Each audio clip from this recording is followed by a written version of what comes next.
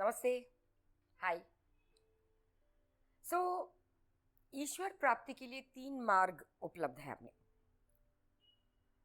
3 मार्ग में से जो main major these things are 3 veg.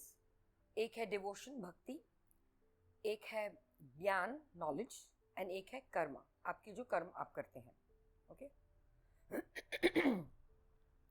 हम आज डिवोशन की बात करेंगे, भक्ति की बात करेंगे। अभी ज्ञान मार्ग हम सभी को पसंद है, जो लोग इंटेलेक्चुअल है या यहाँ से चीज़ें समझते हैं उनको ज्ञान मार्ग बहुत पसंद है। मुझे भी ज्ञान मार्ग पसंद है, बट उसके साथ साथ जब भक्ति होती है, डिवोशन होता है, तो उसको 4 चांद लग जाते हैं। कुछ लोग सिर्फ ज्ञान के पीछे पड़े रहते हैं, तो आपका ज्ञान इधर ही तक रहता है। भक्ति आती है तो आपका हार्ट फ्लावर हो जाता है, आपका हार्ट चक्र, आपका हार्ट विकसित हो जाता है। तो भक्ति according to me is more powerful than even gyan. अभी ये देखिए, हमारे जो जो संत होके गए, जैसे संत कबीर, मीराबाई, सूरदास, संत ज्ञानेश्वर, या इतने सारे संत तुकाराम, महाराष्ट्र के कितने सारे संत, गोरा कुंभा, कितने सारे संत हैं। वो कोई पढ़े लिखे नहीं थे, लेकिन असीम भक्ति, सिर्फ वो पांडुरंग या विठल का नाम लेके या ईश्वर का नाम लेके उसी में वो विलीन थे। उन्होंने कभी एक चीज की कंप्लेन नहीं की, कभी कभी कभी भी नहीं। वो सिर्फ भक्ति में विलीन थे, सिर्फ भक्ति में विलीन थे।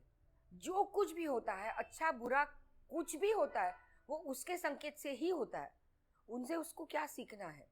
कोई उनको बुरा बोले, कोई उनके साथ बुरा व्यवहार करे, तो भी हाथ जोड़ के विनम्रता से उसे एक्सेप्ट करना, ये है भक्ति। कुछ मन में यही है कि जो करता है वो ऊपर वाला करता है। इस तरह की भक्ति आपके अंदर होनी चाहिए। और ये भक्ति कब आती है? तब इमोशन होता है, जब भावनाएं आती हैं, जब फीलिंग्स आती हैं, जब आपके हृदय में किसी और के लिए, सामने वाले के लिए कोई फीलिंग आ जाए, कोई भावना आ जाए, कोई कनेक्शन आ जाए, तो दैट इज भक्ति at that point in time. हम सारे के सारे एक ही नाव में सवार हैं, एक ही नैया हमें पार लेके जाएगी। हर एक के अनुभव अलग अलग हैं, राइट? हमें एक दूसरे का सहारा ही बनना है। एक इंसान दूसरे का सहारा नहीं बनेगा या उसे सहायता नहीं करेगा, वो आगे नहीं बढ़ेंगे। वो भी नहीं बढ़ेगा, आप भी नहीं बढ़ेंगे। सो ये कैसे आता है? जब तक आपकी भावनाएं नहीं ऊपर आती, जब तक आपके अंदर फीलिंग्स नहीं होती। और भक्ति आपके अंदर ये डिवोशन, ये फीलिंग्स ले आती है। सो डिवोशन या भक्ति is very very important with ज्ञान। अगर आपको ज्ञान अच्छा लगता है, definitely nothing wrong in it, मुझे भी बहुत अच्छा लगता है, लेकिन उसके साथ में भक्ति भी बहुत जरूरी है। अभी किसी ने मुझे पीछे सवाल पूछा था कि मीराबाई को जब वो विष का प्याला दिया था, तो वो जो लेडी मुझे पूछ रही थी, बोले कितनी क्रूरता है ये कि वो मीराबाई ने को विष का प्याला दिया, ये कैसा कोई कर सकता है? बट आप अगर मीराबाई के एंगल से देखेंगे, उसने कंप्लेंट नहीं की है, उसे कुछ भी नहीं लगा है। उसने वो विष का प्याला उठाया, पी लिया। उसने ना कृष्णा को कंप्लेन की, ना किसी और को, उन लोगों को भी कंप्लेन की कि आप मैं असीम भक्त हूँ कृष्ण की, मैंने इतनी भक्ति की है लाइफ में, तुमने मुझे विष का प्याला पीने के लिए कैसे कहा? उसने कुछ भी नहीं कहा, उसे कुछ भी नहीं लगा, उसने वो लिया, वो पी लिया। हम जब ये सोचते हैं तो हम सोचते हैं कि कोई ऐसे कैसे कर सकता है, but see from her point of view. अर्थात अभी आज के जीवन में, आज के युग में दूसरी मीराबाई हमें कभी नहीं मिलेगी। मैं एक एग्जाम्पल की तरफ दे रही हूँ, लेकिन ये भक्ति है। जब आप भक्ति में विलीन हो जाते हैं, तो भक्ति में विलीन होना कैसे? या तो आप जप नाम कीजिए, दिन भर आपके मुंह पे, आपके दिमाग में, आपके मन पर एक ही वो जप होना चाहिए। जो भी, किसी भी ईश्वर को आप मानते हैं, उस ईश्वर का जप होना चाहिए। मन में आप काम भी करते हैं, किसी के साथ बात भी करते हैं, अंदर ही अंदर वो जप होना चाहिए। या कॉन्वर्सेशन विथ योर डिवाइन, 24/7 आप डिवाइन के साथ अंदर से अंदर कॉन्वर्सेशन करते रहिए, यही भक्ति है। या आप भजन सुनते रहिए, अच्छे अच्छे गाने सुनते रहिए, अच्छी अच्छी किताबें पढ़ते रहिए। हमेशा आप ऐसे माहौल में, और दिमागी हालत आपकी ऐसी होनी चाहिए which should be peaceful. When you do नाम जपा, आप ऑटोमेटिकली आपकी ब्रीदिंग प्रोसेस चेंज हो जाती है, यू काम डाउन। आप शांत हो जाते हैं, वो अंदर खल खल खल खल खल खल होता है, वो शांत हो जाते हैं नाम जप से, भजन से, अच्छी किताबें पढ़ने से, सत्संग में जाके। मंदिरों में जाके क्यों आपको अच्छा लगता है, मंदिरों में क्यों भागते हैं सारे लोग? बिकॉज वहाँ की एनर्जीज ऐसी हो जाती है कि वहाँ जाओ, वो ईश्वर की आप मूर्ति देखो तो मन तुरंत शांत हो जाता है। यही भक्ति है। So devotion is all about feelings. अगर ये भाव आपके अंदर नहीं है तो डिवोशन नहीं आएगा।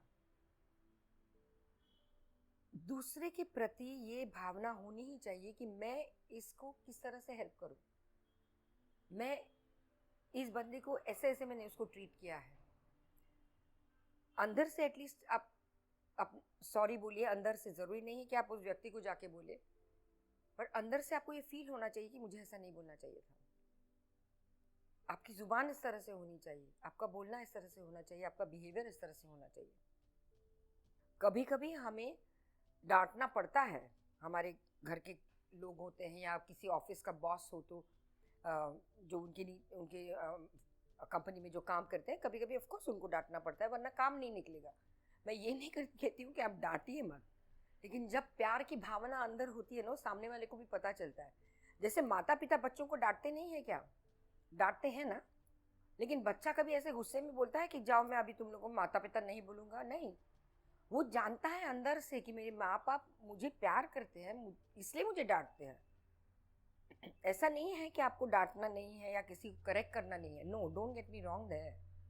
बट जब आपका हार्ट चक्र विकसित हो जाएगा, जब आपकी भावनाएं उभर के आएगी, सामने वाले को पता चलता है कि this is said with love, this is said with care.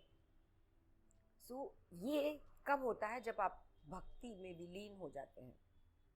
You have to be devoted, and to be devoted, devotion में रहने के लिए, भक्ति में रहने के लिए आपको दिन भर उसी का ही स्मरण होना चाहिए। आई डोंट नो, आपने ये मीराबाई की पिक्चर्स देखे हैं या महाभारत टीवी पे आता है वो देखा है, या संत ज्ञानेश्वर भी अभी है ऑन OTT प्लेटफॉर्म, जो देखा है।